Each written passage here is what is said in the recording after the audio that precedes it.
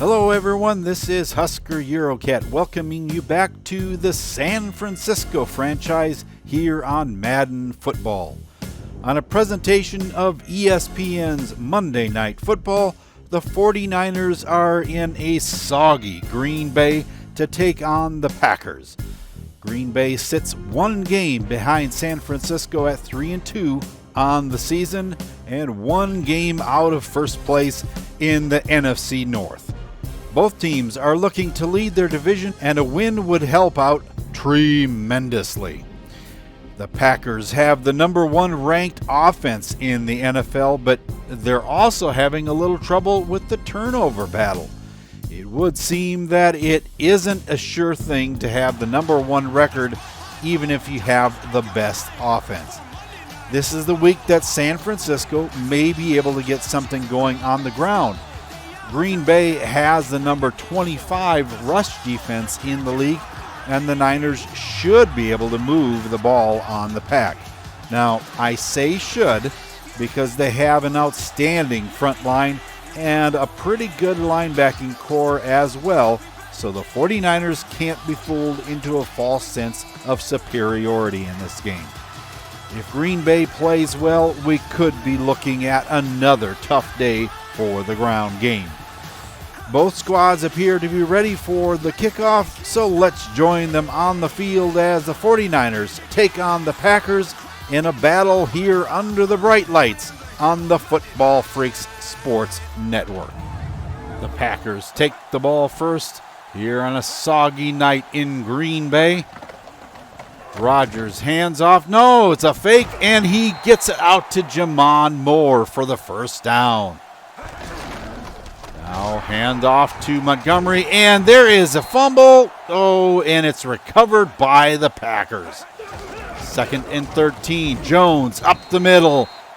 Gets tackled at about the 39, and that brings up 3rd and 7. Jones up the middle. Lots of room and into 49er territory. 2nd and 10 now. Rodgers back to pass, throws long, and he has Randall Cobb, touchdown, Green Bay. Both Cockrell and Ward got beat on that play, and throwing long, Aaron Rodgers connects with Randall Cobb. Touchdown, Green Bay, and they lead 7-0. Garoppolo and company out of the eye from the 25. McKinnon up the middle, and he fights for a couple. Back to pass now. Garoppolo throws, and it's complete to Jeter. First down out past the 35. Washington up the middle, spins, and gets over the 40 for a 5-yard gain. McKinnon goes right, has the first down, and is into Packer territory over the 50-yard line. Again, and McKinnon is stopped in the backfield. Garoppolo back to pass, throws, almost intercepted. Kyler Fackrell knocking down the ball. So that gives it back to the Packers. Rodgers gives to Montgomery. He has lots of room over the numbers on the left side, and he has a first down out to the 42. Again, Montgomery takes it and battles his way out past the 45. Now 3rd and 4. Rodgers back to pass, throws across the middle to Lazard. He has the first down inside 49er territory, which brings us to the end of the first quarter with the Packers having the lead 7-0. Now 3rd and 8.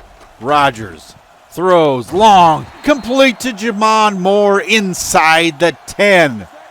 1st and goal for the Pack. Rodgers across the middle to Campos, and he's in there for the touchdown. Rodgers getting everybody involved. That's left tackle Jake Campos scoring the touchdown. An 8-yard pass that puts him up 14-0. Garoppolo gives off to McKinnon with some hard running out to the 24. 3rd and 5. Garoppolo heads right trying to find somebody open, pulls it down, and he gets the first down out of bounds at the 31. Garoppolo now backpedaling, heading left, throws complete to Bryce Butler. What a dangerous throw that was. 2nd and 3, McKinnon over the right side, gets the first down and is outside the 40-yard line. Now 2nd and 10, and McKinnon is dropped in the backfield. 3rd and 12, and across the middle, it's intercepted. Isaac Boren back to the 50-yard line. That one was intended for Bryce Butler, but way offline. Isaac Bourne jumps in front of that ball, and it's Packer football. Now from midfield, out of the shotgun, Rodgers with all day to throw it. Throws to Adams, and he has the first down with a 13-yard gain. 2nd and 9, and Montgomery is tackled in the backfield by Prince Amukamara. Rodgers back to pass, throws, incomplete, knocked away by Ahkello Witherspoon. Now from the 11-yard line. Out of the I formation, the fake to McKinnon, and Garoppolo is dropped. Now just inside the 4-yard line. The throw across the middle to Matthews is complete outside the 25. Garoppolo again to Jordan this time, out to the 45. And that brings us to the 2-minute warning. With your score still 14-0. Garoppolo throws complete to Bell. And he has the first down just inside plus territory. And on 4th down, it's knocked away. That brings up a punt, and it's down inside the 5. Just inside the 4-yard line, Ripkowski goes up the middle, gives him just a little breathing room. 2nd and 6, Montgomery, another run up the middle. 3rd and 4, Montgomery again, and he cannot get to the sticks. That brings up 1st and 10 for the 49ers with 52 seconds left in the first half. Jordan, oh my goodness, he gives a stiff arm and he's down inside the 5. Finally tackled at the 3. Garoppolo backpedals left and finally throws. Touchdown, McKinnon. Garoppolo threw that at the very last second, and McKinnon caught it in the end zone. Another dangerous pass, but that puts the 49ers on the board, and it's now 14-7 at halftime. Now let's go to Eurocat Baby for a halftime report. Even though the Packers have the number 25 rush defense in the league, they've done an excellent job of shutting down the efforts of San Francisco. They only allowed 29 yards on the ground in the first half, and I asked Coach Shanahan what he thinks the solution is. He told me that his O-line is being pushed around a bit, and they need to make some blocking assignment adjustments for the second half. If some small holes can be opened, Jarek may have a chance to make a difference, and right now that just isn't happening. Unfortunately, Jimmy is feeling the pressure, and it's showing in some of his actions on the field. He also told me they need to get him settled down a bit and make better decisions going forward. As for Coach McCarthy, he said he was very pleased with the performance of his defensive line creating pressure, and that's forcing San Francisco to make some mistakes. He mentioned that continuing to shut down the run is going to be a must. He liked the heads-up play of Isaac Bourne on that interception play, and they just need the entire team to ensure that they stay with the play like Isaac did, and they could pull off this win. Thank you for that report, and I have to agree with Coach Shanahan. Garoppolo is not having the greatest evening in the world, and that O-line needs to be strengthened and get this run game going. Can this be bolstered for the second half? Let's find out in just a moment. Welcome back to Monday Night Football here at Lambeau Field. We're all ready for the second half, and to get us underway, Cairo Santos will be kicking it away, and the second half is underway. Javante Dean back deep at the goal line to receive it, and hurdles a man at the 20, runs to his left and is out in the clear. The 20, the 10, touchdown San Francisco. It's Javante Dean with his first kickoff return of this season, getting out of containment on the left side, and with his speed, ladies and gentlemen, he is gone.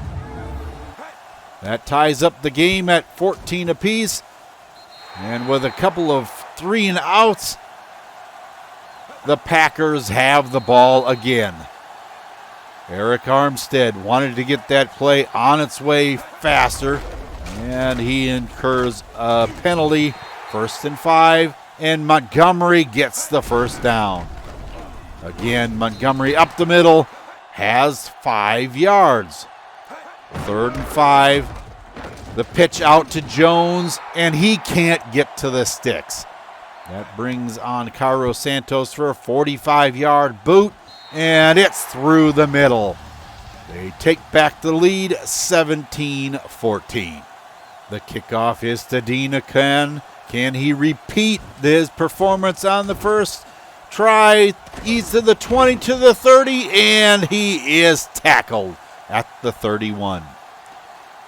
Now Garoppolo drops back, throws, complete to McKinnon, and he fumbled the football, picked up by Jake Ryan, and it is Packer football, and San Francisco decides that they're going to challenge this ruling. And you look at McKinnon take the hit, and it doesn't look like the ball comes loose until he is down on the ground, but to me, it looks like to me that he is down. So that should still be San Francisco football. And the refs say that the play stands and it is Packer football. Now on 2nd and 10, Ripkowski breaks loose. He has the first down and more, down inside the 25-yard line. Now on 1st and 10, Rodgers has that one broken up by Ross Cockrell. Again, back to throw, and that one is intercepted by Cockrell. Almost the same play in the same place. He can't get the ball to Randall Cobb.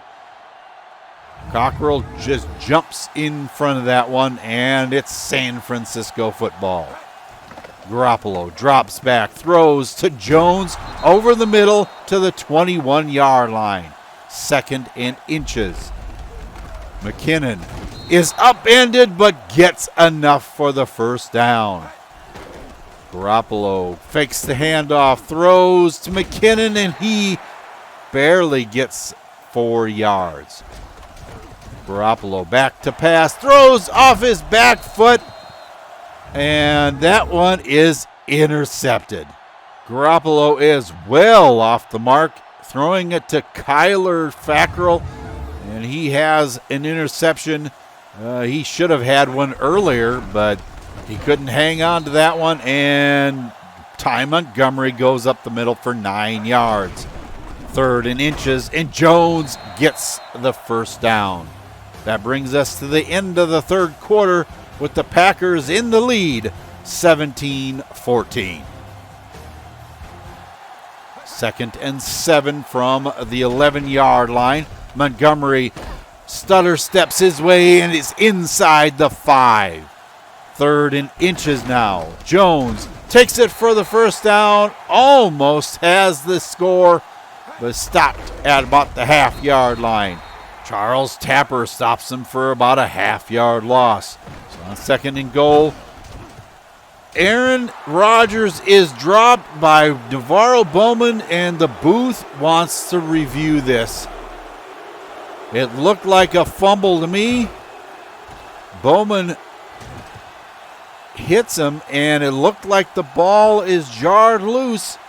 You can see he pulls this back, and it looks like the ball is moving before he ever hits the ground. And that should be San Francisco football. But it's all important what the refs say, and the play is reversed. Still Packer football. At the 6-yard line, Adams catches it, touchdown, Green Bay. So on a down that the ball debatably should have belonged to the 49ers, Green Bay scores the touchdown and goes ahead by 10 points. The 49ers cannot make anything go on their possession, so it's back in the hands of the Packers, and Montgomery takes it for a 9-yard gain. 2nd and inches, Jones up the middle. He's out to midfield. Rodgers back to pass, throws, and that one's intercepted by Ross Cockrell. His 2nd interception of evening, working against Alan Lazard, makes the interception. That one really wasn't offline by Rodgers, but just misjudged by Lazard, and a takeaway for the 49ers. Jones goes up the middle. He has a 4-yard gain. Garoppolo back to pass and is sacked. Kyler Fackrell getting to him in the backfield for an 8-yard loss. The throw to Jordan is incomplete, but there is a penalty. Defensive pass interference on Clinton Dix. That gives the 49ers new life. Garoppolo throws and is complete to Jeter. Oh, I wish he would have seen McKinnon on the sideline. And that one is incomplete, bringing out Kaimi Fairbairn, and that kick is well short. It still remains 24-14. Green Bay couldn't do anything with it, so it's 49er football again. That one was incomplete. 3rd and 10. The pass is broken up. Mike Daniels getting a hand on it. Garoppolo back to pass, and it's incomplete. That one should have been caught by George Kittle and wasn't. That, with 36 seconds left in the ball game, Rodgers takes a knee, and that is it, folks. 24-14, the Packers win at home. I think I was just a little bit correct in that the running game was shut down today. The front of Green Bay was just too strong and fast for the rush to be a factor in this game. It certainly wasn't the play of the defense. While they gave the offense the ball on a couple of occasions, the offense just couldn't do anything with it.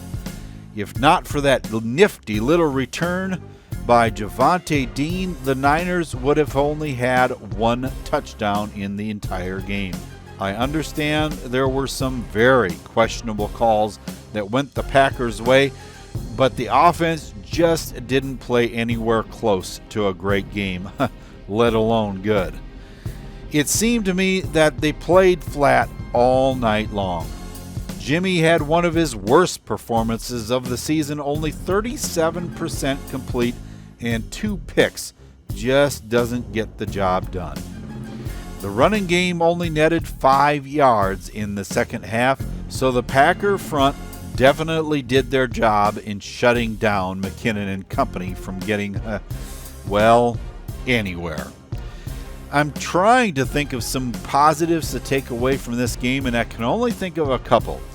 There were a couple of times Javonte Dean had success in the return game.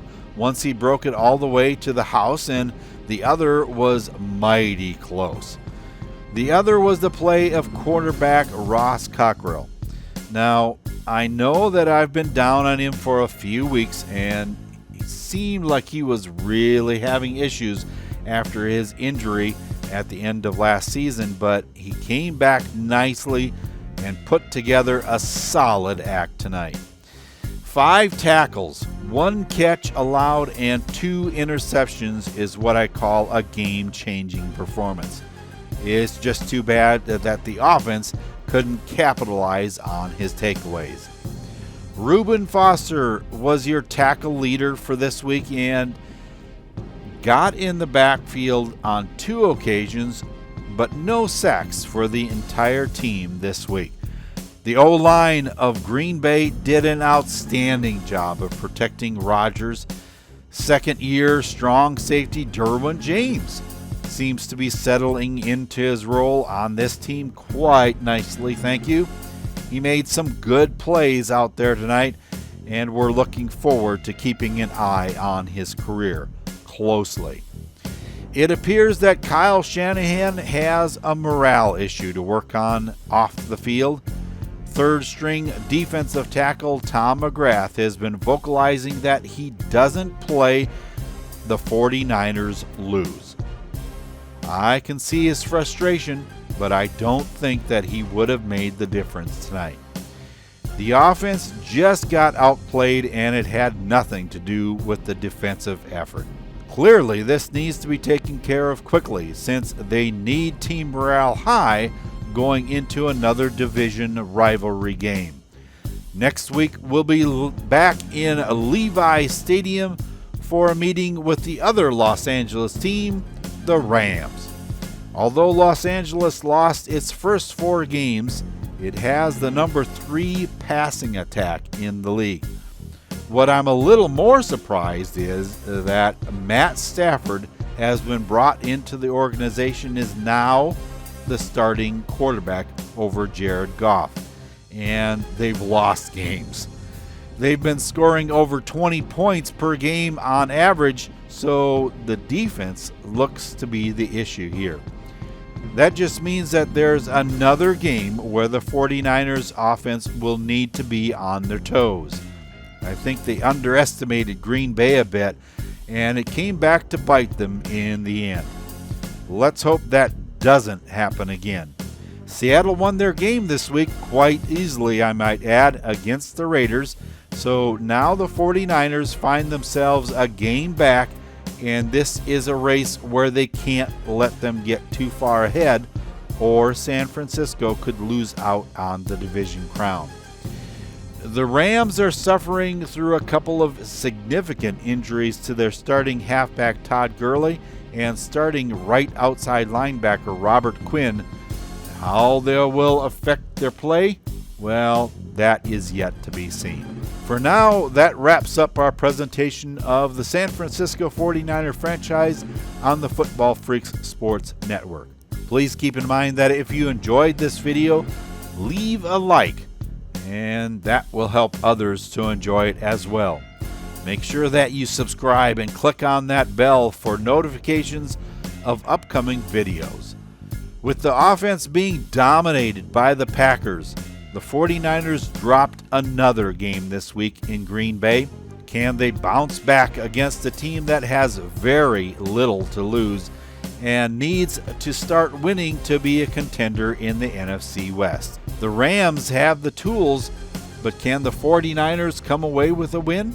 The Rams have a new quarterback in Matt Stafford. Will that help them to take the team to the next level? It hasn't appeared so far this season, but this could be the start for them, and San Francisco needs to practice hard if they want to come out with this with a win. Can Jimmy have a game with no interceptions? Can the run game play an integral part in the offensive game plan? Be with us next week for an NFC West showdown between the 49ers and the Rams. And until then, for Eurocat Baby and the rest of the crew here, this is Husker Eurocat saying so long for now, and have a good day, everyone.